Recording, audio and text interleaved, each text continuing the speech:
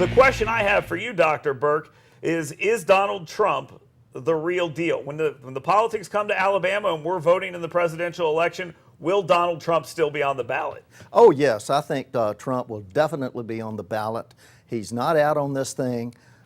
He really narrowly lost Iowa. Of course, he doesn't have the momentum because of the fact that he didn't meet expectations. But he's claiming that America is ready to feel the burn in this Clinton-Sanders standoff. Well, I think it's pretty obvious that there are some Americans ready to feel the burn. I don't know if all Americans are ready to feel the burn. Term in a row, there is talk down in the legislature, even among some Republicans, for gas taxes and for other kind of taxes. These are voters who came out specifically on these issues, and they were told that they were going to get support from their legislators, and it doesn't look like that's happening. Are they going to be super frustrated at the end of the day? Government has to have revenue. I think what many people who describe themselves as conservatives really believe is that they want efficiency in government. They want their tax money spent wisely. They don't want it wasted. And I agree with them. Is this political payback? Is it typical Alabama politics? Well, it looks like political payback, and I think it is also typical Alabama politics. Those two things are not always mutually exclusive. Committee after he announced that he was going to run for Speaker against Mike Hubbard, who, as we've talked about many times, is under corruption indictment on 23 different charges. It says this is definitely payback. I definitely think that it's payback, and it could be a warning. And if it is a warning, the question then becomes, will people heed that warning? Because if you're told stepping out of line is going to get you in trouble, you are a hell of a lot less likely to end up stepping out of line. I think we've learned that. You learn that your entire life. And there are some of us like me who go against the grain every time they possibly can. Now, I'm not saying that Matt Hart's a bad guy, therefore throw out the case against Mike Hubbard, but that seems to be almost what Mike Hubbard's defense team is saying. Is there any chance in the world, Dr. Burke, that a judge would throw out a case for that reason? Well, the fact is that leaking information to the media on prosecution and defense in many big cases is nothing new.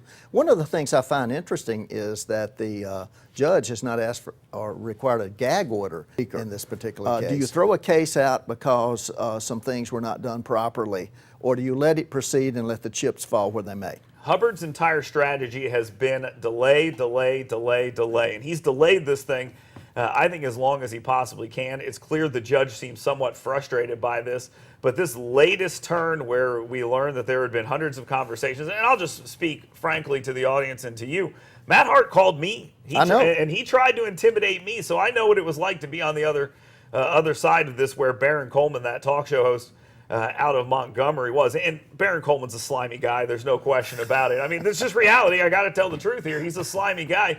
And so he worked with Hubbard, and now all of a sudden he had a fit of the conscience.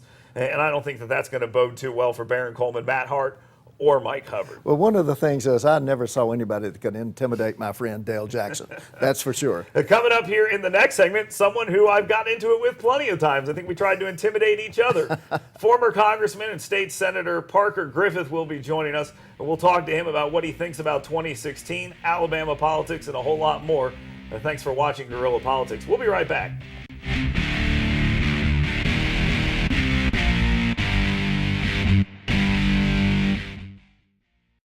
Thank you for joining us again on Guerrilla Politics. I'm Dale Jackson. This is my friend Dr. Burke. We're joined by Congressman Parker Griffith, a former state senator, United States congressman, a candidate for governor. Dr. Griffith, there's a lot of things you've done in this state, and you've been around in this state doing things, like I said, for a long time. It's 2016. It's been a crazy year. Have you ever seen anything like this? Well, I don't think we've ever experienced this lack of leadership on either party. It's just, it's like it's gone away in America. We're in a sophomore slump. America's a young country, and we're in this. We had 8 years of Bush, who was mediocre. We've got 8 years of Obama, who was mediocre. We're coming out here as 16 years of national leadership, which has been pitiful, and we're still the strongest country in the world, and we still have the ability to correct our mistakes. That's what makes America so strong.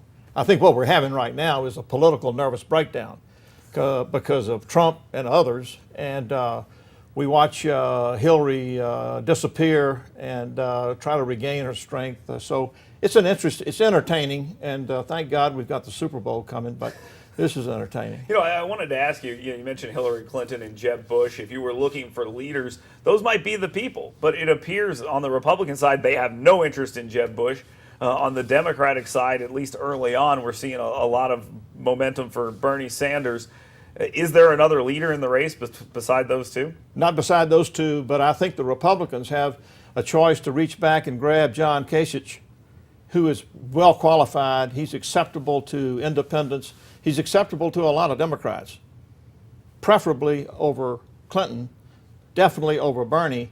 But what the Republicans are doing is they are pretty much a geriatric party right now. Welcome back to Guerrilla Politics. I'm Dale Jackson. This is Dr. Waymon Burke. Every week at this time, Dr. Burke, a doctor of political science, I should say doctor a few more times, is going to give you a little history lesson on a political ad. Dr. Burke, take it away. Let's play the ad and then we'll talk about it.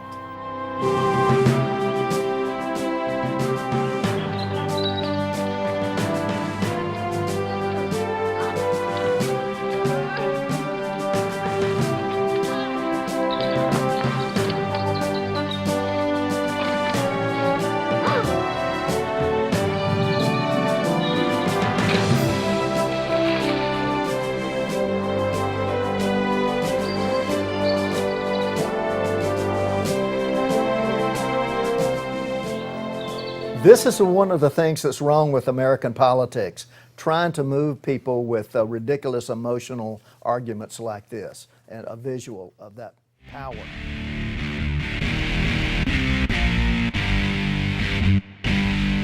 Every single week when we close out the show, we're going to give you a parting shot, and it's going to be an editorial from one of us.